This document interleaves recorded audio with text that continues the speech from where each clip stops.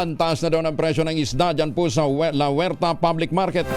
Nandun pa rin si Giselle Report, RH 15. Giselle, good morning.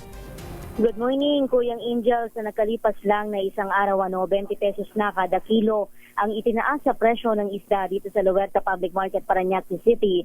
80 kada kilo yung iminahal niyan mula noong isang linggo lang.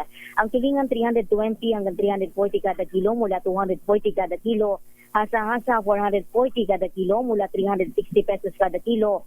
Ang sapsap 440 kada kilo mula 380 pesos. Ang matambaka tumaas pa sa 360 kada kilo mula sa dating 300. Bisugo 440 kada kilo ngayon mula 380 kada kilo. Ang galunggong 280 kada kilo hanggang 290 pesos mula 260 kada kilo. Dalagang bukid 360 ngayon mula 320 pesos. Ang salay ginto 320 hanggang 340 pesos kada kilo mula dating 300. Ang espada naman 400 ngayon mula 380 kada kilo. Tambakol 240 hanggang 260 kada kilo mula 220 kada kilo. Ang pusit 440 ngayon mula 380 kada kilo, habang yung hipo naman 550 kada kilo mula dating 480 pesos. Nagkapako naman yung tilapia sa 160 kada kilo, habang ang bangus 200 ngayon ang presyuhan. Ayon sa mga retailer, posibleng tumaas pa ng 20 pesos ang kada kilo niyan bukas o di kaya ay sa Good Friday dahil sa mas mataas pa na demand. Matumal naman ngayon yung karne ng baboy, pero mahal pa rin yung presyo ng pigi at kasim sa 350 hanggang 380 kada kilo, habang 400 hanggang 410 naman ang kada kilo ng liempo ngayon. Habang nananatili naman sa 500 hanggang 510 ang kada kilo ng laman ng baka dito sa pamilihan. Sa manok naman, nakapako rin yung whole chicken sa 175 kada kilo mula 170 kada kilo, habang yung hita, petso, pakpak at atay balunan pare-parehas sa 220 pesos ngayon. Sa gulay, tumaas pa ng 10 piso ang kada kilo ng bawang, 140 ang kada kilo ngayon mula 130 noong isang araw. Ang kamates 40 mula 25 pesos kada kilo. Repolyo 125 kada kilo mula sa 70 kada kilo. Ang bell pepper naman 150 ngayon mula 140 pesos kada kilo. Kalamansi nagmahal din sa 120 pesos kada kilo. 20 pesos yung itinaas niyan mula sa dating 100. Ito si Giselle Ricaport, Giselle. Major issue na sa Pilipinas. Kuyang Angel. Would you know how much is the price of anchovy for today? Siyempre, English dahil anchovy yung tinatanong mo eh. Oh. So, magtatanong tayo dito, Kuyang Angel. Sigurado? Wag yan tataasan ha. Lalapit lang tayo dito. Baka mamaya taasan nila bigyan presyo ng anchovy ha. Mahirap na. Wala tayong pang sahog sa sa ating champurrado. Yan ha.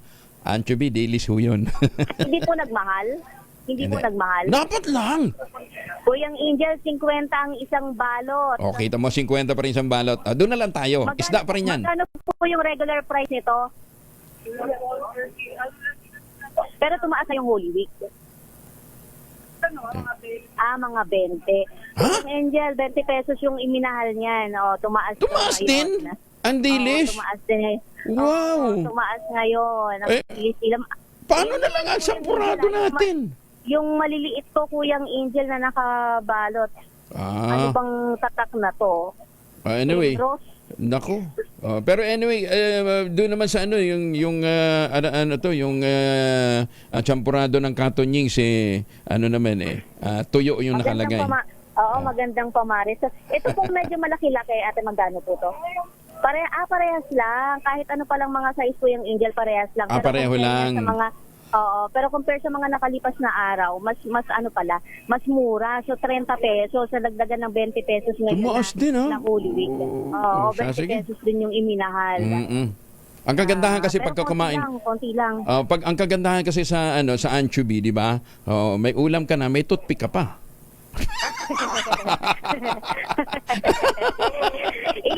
Pinansasahog lang nung mga kababayan natin yan sa mga gulay-gulay po yung Angel. Pero 10 piso lang yan nung araw sa amin eh. Ganun ha? 10 piso lang yan. Ikaw naman.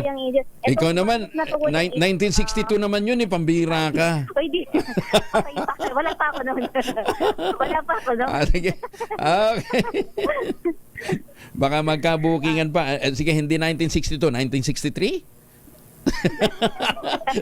Thank you, Giselle. Kung pinapatanda ko yung Angel. Salamat ko yung Angel. Magandang umaga ito si Giselle Ricafort para sa DZRH, una sa Pilipinas, una sa Pilipino. Thank you, Giselle.